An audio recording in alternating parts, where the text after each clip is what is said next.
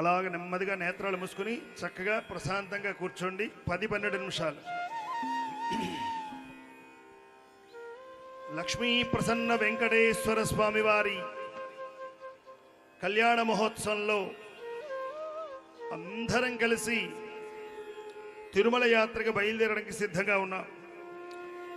యాత్ర చేసేటప్పుడు కొన్ని నియమాలు ఉంటాయి.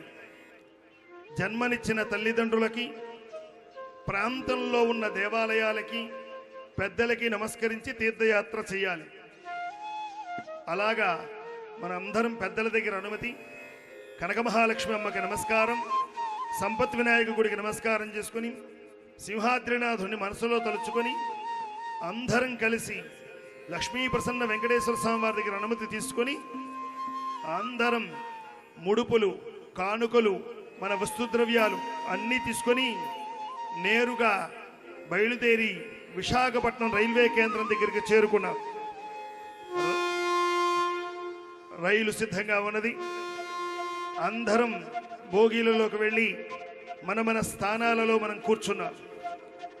అలాంటి స్థితిలో ఈ కళ్యాణ మహోత్సవం, ఎదుర్కోలోత్సవం, 20 సంవత్సరాల చరిత్ర అడ్లు వేసుకుంటూ గోవిందనామాలు చెప్పుకుంటూ ఉండగానే రైలు బయలుదేరడానికి సిద్ధమై వేగవంతంగా బయలుదేరుతోంది. ఆ వేళే వేగంలో ఆనందాలు పంచుకున్న అనుభూతులు, జన్మనిచ్చినందుకు సార్థకత, పెద్దలు చెప్పిన మాటలు, వేదంతాలుగా మంత్రఘోష మనసులో మెదులుతూ ఉంటే, రైలు త్వరగా కదులుతూ ఉంటే, ఆ కొండల మాట నుంచి సింహాద్రినాథుడి కొండలు కనిపిస్తూ ఉంటే వరాహ లక్ష్మీ నరసింహస్వామికి నమస్కారం చేసుకొని ఆ ఆనందకరమైన ఘట్టాల మధ్య ముందుకు వెళుతూ ఉండే మన ప్రయాణం అన్నవరం వీర వెంకట సత్యనారాయణ స్వామి సన్నిధి దగ్గరకు వచ్చేసాం. ఆ కిటికీల్లోంచి కనిపిస్తున్న గోపురాలు నమస్కారం చేసుకున్నాం. వీర వెంకటేశ్వర స్వామి, ఆయన సత్యదేవుడు. మంచి దర్శనాన్ని మనమని కోరుకున్నాం. రైలు వేగంగా కదులుతోంది. పవిత్రమైన గోదావరి జలాలు ప్రవహిస్తుండేటువంటి జల ప్రవాహము, గౌతమి అని పిలువబడిన తల్లి, భద్రాద్రి రాముడు పాదాలు తాకిన గోదావరి, కొన్ని వేల గొంతులు తడుపుతున్న గోదావరి, కొన్ని వేల పంటలు సస్యశ్యామలమై ఉండేటువంటిగా చేసేటువంటి గోదావరి తల్లి ఎక్కడో నాసిక్ త్రయంబకంలో పుట్టి మన గోదావరి జిల్లాల వరకు ప్రవహిస్తూ వాడవాడలా దాహార్తిని తీరుస్తున్న గంగమ్మకు నమస్కారం చేసుకున్నాం. రైలు వేగంగా కదులుతూ ఉన్న సందర్భంలో తెచ్చుకున్న ఆహారాన్ని అంతటినీ అందరం కూర్చొని పుచ్చుకున్నాం. గోవిందనామస్మరణం చేస్తున్నాం. రైలు కదులుతోంది. విజయవాడ దగ్గరకు వచ్చింది.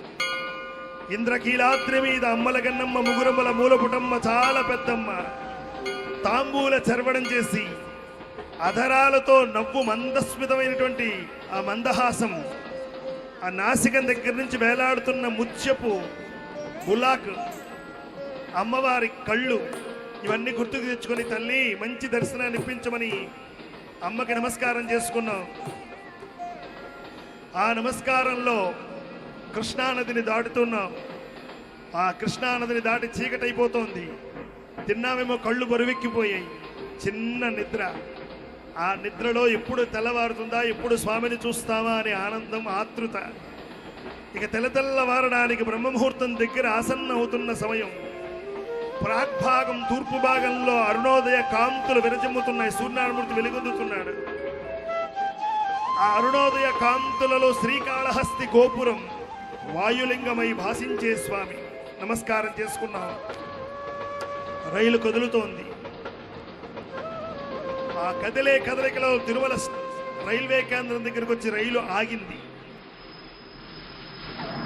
ఆ ఆగిన రైల్లోంచి మనందరం దిగి వస్తు సామగ్రిని అంతటినీ ప్రత్యేక వాహనాల్లో కొండ పైకి పంపించి వేరొక వాహనాల్లో మనందరం అలిపిరి మెట్ల దగ్గరికి వెళ్ళాం.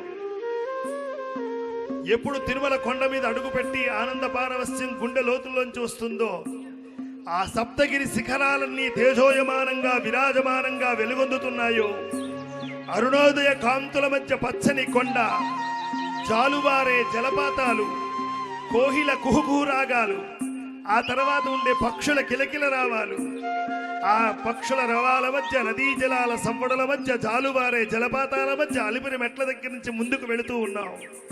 కొబ్బరికాయ కొట్టి కర్పూర నీరాజనమిచ్చి ఆ సప్తగిరి శిఖరాలకు నమస్కారం చేసుకుని అడుగడుగునా ఉండేటువంటి ఆ చైతన్యాన్ని దర్శిస్తూ ఉన్నాం. వడివడిగా అడుగులు వేస్తున్న మనకి ఎదురేగి వస్తూ దర్శనం అయిపోయిన వాళ్ళు ఎదురేగుతున్న సందర్భంలో అవిటి వాళ్ళు, దివ్యాంగులు, స్థూలకాయం వాళ్ళు స్వామి మొక్కుకొని అడుగడుగు దండాల వాడ గోవిందా అంటూ ఉంటే ఆ వేసే అడుగుల వడివడిగా వేసే సవ్వడిల మధ్య ఏం తెచ్చారా అని చట్టాల్లోంచి చూస్తున్న జింకలకి తరగబడిన కూరగాయలు ఇచ్చి అవి ఆనందంగా తింటే సంతోషపడి ఏడుకొండలవాడ వెంకటరమణ అని గోవిందనామస్మరణం చేసుకుని వడివడిగా పరిగెడుతూ ఉండేటువంటి పరుగులలో అలసట తెలియలేదు మనకి. అలా వెళుతూ ఉంటే సప్తగిరి శిఖరాలు కనిపిస్తూ ఉంటే వేదములే శిలలై వెలసినది కొండ, ఏదస పుణ్యరాశులే ఏరులై పాడినది కొండ అన్నాడు అన్నమయ్య. అదివో అల్లదివో 10,000 శేషుల పడగలమయం అన్నాడు అన్నమయ్య. ఆనంద పారవస్యం మధ్య అమృతతుల్యమైనటువంటి ఘట్టాలు ఎదురవుతూ ఉంటే సప్తగిరి శిఖరాల మీద స్వామి దర్శనానికి మనం వెళుతూ ఉంటే అలా వెళ్ళేటువంటి ఉత్సాహంలో మోకాళ్ళ పర్వతం దగ్గరకు వచ్చి పాదాలు వెనక్కు పెట్టి మోకాళ్ళ చిప్పలతో భగవత్ రామానుజాచార్యుల వారి కొండ అంతా స్వామి సాలగ్రామ రూపమై ఉన్నాడని, అణువణువునా పరమాణు స్వరూపుడు నిండి నిమిడీకృతమైన తిరుమల కొండ నేను పాదాలతో తొక్కుతానా అని వెనక్కి కట్టి మోకాళ్ళ చిప్పలతో మోకాళ్ళ పర్వతాన్ని దాటి వెళ్లిన రామానుజాచార్యుల వారికి గర్భగుడిలో ఉన్న స్వామి వచ్చి ఆలింగనం చేసుకున్న ప్రదేశం ఈ మోకాళ్ళ పర్వతం అని తెలుసుకుని దండం పెట్టి ముందుకు వెళుతూ ఉంటే ఆ ఉండే రహదారి మధ్య నిలువెత్తు స్వామి, పెరిగినాడు చూడరో పెద్ద హనుమంతుడు అన్న హనుమస్వామి. స్వామి మంచి దర్శనాన్ని ఇప్పించు మహానుభావాన్ని దండం పెట్టుకొని కొండ పైకి చేరుతూ ఉంటే ఆ పచ్చనైనటువంటి వాతావరణం, పరిమళమైనటువంటి ఆ అగరు ధూపం, పరిమళమైన నేతి వాసనలు, గబగబా గబగబా తొందరగా వస్తు సామగ్రి అంతా రాంబగీజాలో పెట్టేసి స్నానం చేసి స్వామి దగ్గరికి వెళ్ళాలి గనక స్వామి పుష్కరిణి దగ్గరికి వెళ్ళి స్నానం చేస్తుంటే ఏమి అదృష్టం, ఇవాళ ఏకాదశి. ఆ స్వామి ఏకాదశి రోజున దర్శిస్తున్నాం. స్వామి పుష్కరిణి స్నానం సద్గురో పాదసేవనం ఏకాదశి వ్రతం చాపి త్రయం అత్యంత దుర్లభం అన్నారే. జలాలతో స్నానమాడిన మనకు స్వాంతన పొందిన తర్వాత మంచి వస్త్రాలు కట్టుకుని నుదురును తులకధారణ చేసుకుని భూవరాహస్వామికి దండం పెట్టి ఈయనే స్వామికి మొదట స్థానాన్ని ఇచ్చినవాడు క్షేత్రపాలకుడు అని దండం పెట్టుకొని ప్రదక్షిణం చేసుకొని వెనక్కి వచ్చి ఎదురుగా ఉన్న బేడి ఆంజనేయ స్వామి వారికి నమస్కారం చేసుకుని నేరుగా ప్రధాన గోపురం దగ్గరకు వచ్చి మన ప్రమేయం లేకుండానే ఎర్ర తివాచిలోంచి నీటి ధార మధ్య పాదాలు కడగబడి కుడికాలు లోపల పెట్టి వెళుతూ ఉంటే ఆ తేజోమాన విరాజితమైనటువంటి వెండి గోపురాల మధ్య, వెండి తాపడాల మధ్య, బంగారు తాపడాల మధ్య లోపలకు వెళుతున్న మనకు ఒక దివ్యమైనటువంటి అనుభూతి కలుగుతున్న సందర్భంలో ఎడంచేతి భాగంలో తులాదండాన్ని కనిపిస్తుంటే తులాదండానికి నమస్కారం చేసుకొని ఓ పక్కన ఉండేటువంటి చక్రవర్తులు, రాజులు ఎన్నో స్వామి కానుకలిచ్చినటువంటి ప్రభువులకి అక్కడ చూసి ధన్యాత్ములని తలుచుకుంటూ ఉంటే కొంచెం ముందుకు వెళితే ఎడంచేతి భాగంలో రంగనాయక మండపం, పెద్దలు ఎవరైనా వస్తే ఇక్కడ ఆశీర్వచనం చేస్తారని మండపానికి దండం పెట్టుకొని ధ్వజస్తంభ ప్రాంగణం దగ్గరకు వచ్చాం. ధ్వజస్తంభం లోపలికి వెళ్ళి ప్రదక్షిణం చేసి ఆ ధ్వజోజ్జీవముచ్యతే అని దేవాలయానికి ప్రాణప్రదమ ధ్వజస్తంభాన్ని నమస్కారం చేసుకొని లోపలికి వెళ్ళడానికి వెండి బాకలి దగ్గరకు వచ్చాం.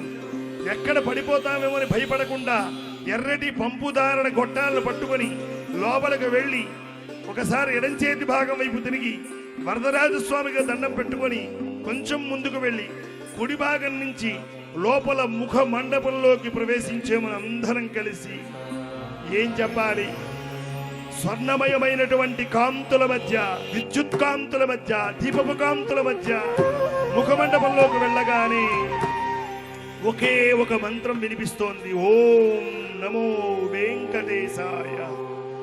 ఆ మంత్రం జగత్తులో ఒకసారి ఒక మనస్సు, బుద్ధి, తన్మయత్వంతో కుడి చేతి వైపు తిరిగితే పెద్ద విప్పారిన రెక్కలతో గరుక్మంతుడు నమస్కారం చేసుకున్నాం. ఎడం చేతి భాగం వైపు నుంచి లోపలికి తిరుగుతూ ఉన్నాం. జయ విజయులు చూపుడు వేలు పెట్టి లోపల ఉన్నవాడు సామాన్యుడు కాడు, తస్మాత్ జాగ్రత్త. అలా వెళుతున్న మనం తిరిగిన మనకి లోపల చిన్న తెర వేసి ఉంటే 1 2 3 4 ద్వారాలు దాటుతూ ఉంటే ఓ చీకటైన ప్రదేశం, అందులో దీపపు కాంతులు మెరిసితుండేటువంటి ఒక చిన్న ఛాయలాగా కనిపిస్తున్నాడు. స్వామి వెంకటేశ్వర స్వామి, లక్ష్మీ ప్రసన్న వెంకటేశ్వర స్వామి భక్తులు వచ్చారు. తెర తీసి దర్శనం ఇవ్వండి స్వామి అని అర్థిస్తూ ఉంటే నెమ్మదిగా తెర తొలగింది. అఖిలాండ కోటి బ్రహ్మాండ నాయకుడు గోవిందా గోవిందా అని అంటూ ఉండగానే ఆ స్వామి నిలువెత్తు స్వరూపం. అయ్యా మీరెవరు కంగారు పడకండి, చూడండి అగో స్వామి లోపల గర్భగుడిలో ఉన్న మూర్తి. ఇదిగో అయ్యవారి పాదపీఠం, ఇదిగో అయ్యవారి పాదాలు, అయ్యవారి మూపురాలు, అయ్యవారి తొడలు భాగం, పాదం దగ్గర నుంచి నడుం వరకు కట్టబడిన మేల్చాటు వస్త్రం, విశాలమైన వక్షస్థలం, వక్షస్థలం మీద ఉభయ దేవేరులు, ఆ పైన ఇగో ఒక చెయ్యి చూపిస్తోంది, పాదాలు చూడమని అభయహస్తం, వేరొక హస్తం చూపిస్తోంది, తొడ మీద పెట్టుకున్న కటిహస్తం, ఒక వంక శంఖహస్తం, ఒక వంక చక్రహస్తం. ఆ విశాలమైన వక్షస్థలం పైనుంచి వెళితే సన్ననైనటువంటి కంఠభాగము, ఆ కంఠం పైన 3 చారలు, ఆ పైన చూస్తే విశాలమైన ముఖభాగము, ఆ ముఖభాగంలో నవ్వుతున్న మందస్మితమైనటువంటి పెదవులు, అదరాలు, కింద పెదవి దగ్గర అనంతాళ్ వారిచే తాకబడిన గుణపపు దెబ్బకు పెట్టిన పచ్చకర్పూరము చందనపు చుక్క, ఆ పైన పొడగాటినటువంటి నాసికం, నాసికం సగభాగం దగ్గర నుంచి లలాటం వరకు పెట్టిన పచ్చకర్పూరం బొట్టు, ఆ బొట్టు పక్క నుంచి అరవింద నేత్రాలు, ఆ పైన జాలువారే ముంగురులు, చెవులకు పెట్టుకున్న మకర కుండలాలు, లలాటం దగ్గర నుంచి పై వరకు పెట్టుకున్న పెద్ద వజ్ర వైడూర్యమాన కిరీటము, ఆ కిరీటం దగ్గర నుంచి వేలాడుతున్న పెద్ద తోమాల, శంఖచక్ర హస్తాలు కలుపుతుండేటువంటి సాలగ్రామమాల, శంఖచక్ర హస్తాలు కలుపుతున్న సహస్రనామమాల, నడుముకి వడ్డాణం, మకర కిరీటి, నందక ఖడ్గం, ఇలా ఉన్న స్వామి అదిగో కింద వెండి మూర్తిగా ఉన్నాడు భోగ శ్రీనివాసుడు.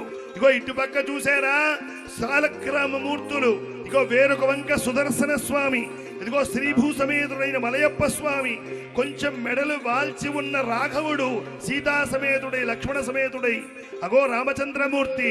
ఇది గర్భగుడిలో ఉండే స్వామి రూపం.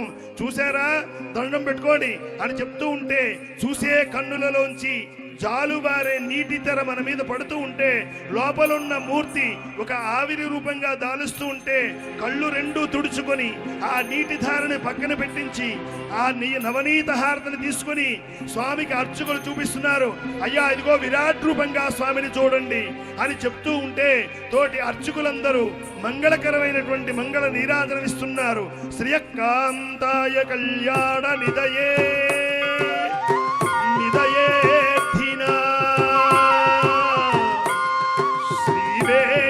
నివాసాయ శ్రీనివాసాయ మంగళం. చూడండి అవయవాలు, సర్వావయవ సౌందర్య సంపద, సర్వచేతసా సదా సమ్మోహనాయాస్తు, సదా సమ్మోహనాయాస్తు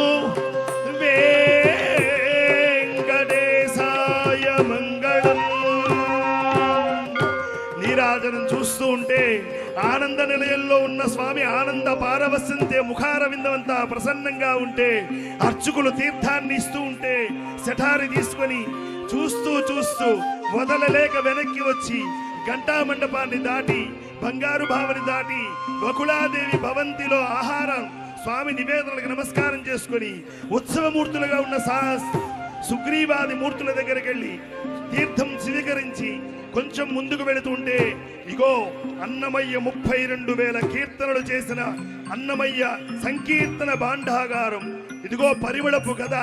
స్వామి అభిషేకం చేసినప్పుడు వస్త్రాలవి పెట్టుకున్నారా? ఇదిగో ఎదురుగా బాణపు గుర్తులో ఆనంద నిలయం చూపిస్తున్నదే అదే విమాన వెంకటేశ్వర స్వామి. చూసారా ఆనంద నిలయం అని అంటూ ఉండగా కొంచెం ముందుకు వెళ్ళాం. ఎడంచేతి భాగంలో పెద్ద నామాలు ధరించి నవ్వు ముఖంతో కటాక్షిస్తున్న భాష్యకార సన్నిధి, ఆయనే భగవద్ రామానుజులు. ఆయనకు నమస్కారం చేసుకున్నాం, కిందకి దిగాం. తెల్లటి వస్త్రం కట్టిన హుండీ, అందులో మన దగ్గర ఉన్న ధనాన్ని తీసుకుని హుండీలో వేసి ప్రదక్షిణం చేసి నిల్చున్న మహాలక్ష్మికి దండం పెట్టి వెనక్కి వచ్చి ఎదురుగా ఉన్న యోగ నారసింహస్వామి పట్టం కట్టుకున్నాడు.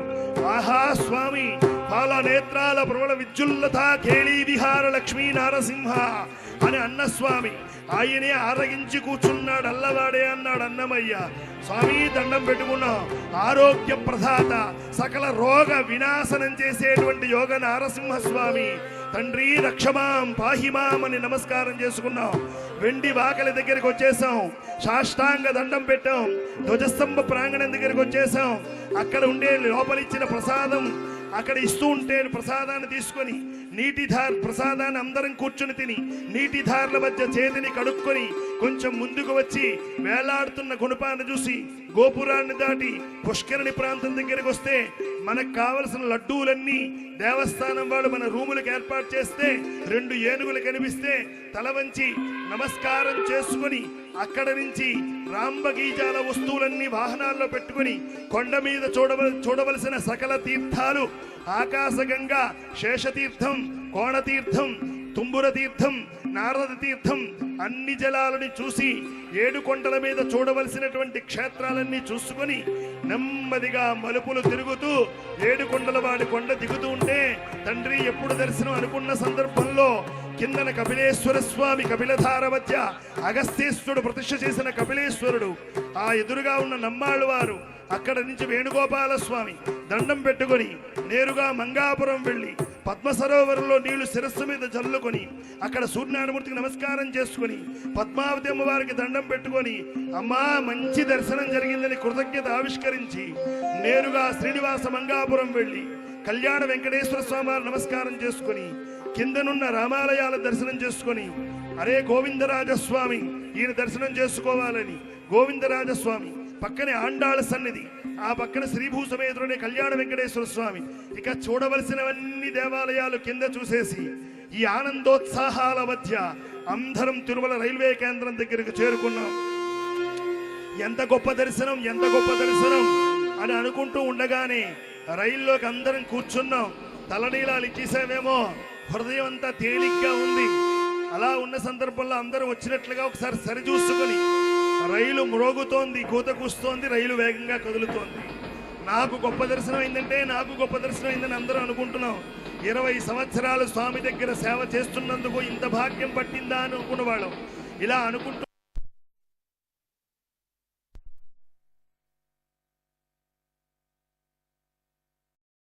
రైల్వే కేంద్రం దగ్గర దాకా వచ్చేసాం. మధ్యలో కాళహస్తి, ఆ తర్వాత విజయవాడ, ఆ తర్వాత ఉండే అన్నవర క్షేత్రం, ఆ తర్వాత సింహాద్రినాథుడి క్షేత్రం, ఆ తర్వాత నేరుగా రైల్వే కేంద్రం దగ్గరికి వచ్చేసాం. అందరం కలిసి ఎక్కడి నుంచి బయలుదేరాలో అక్కడికి చేరుకోవాలి కనుక అందరం కలిసి శ్రీనివాస నగర్ లో 20వ వార్షిక కళ్యాణ మహోత్సవంలో మనం బయలుదేరాం. మళ్ళా అక్కడికి వెళ్ళిపోదామని అందరం కలిసి ఇక్కడికి వచ్చి కూర్చుంటే ఎవర్రా ఇంత సంతోషమైన దర్శనం జరిగింది కనుక నెమ్మదిగా కళ్ళు విప్పండి, గోవింద నామస్మరణం చేయండి, ఇక్కడ హారతిని తిలకించవలసింది. గోవింద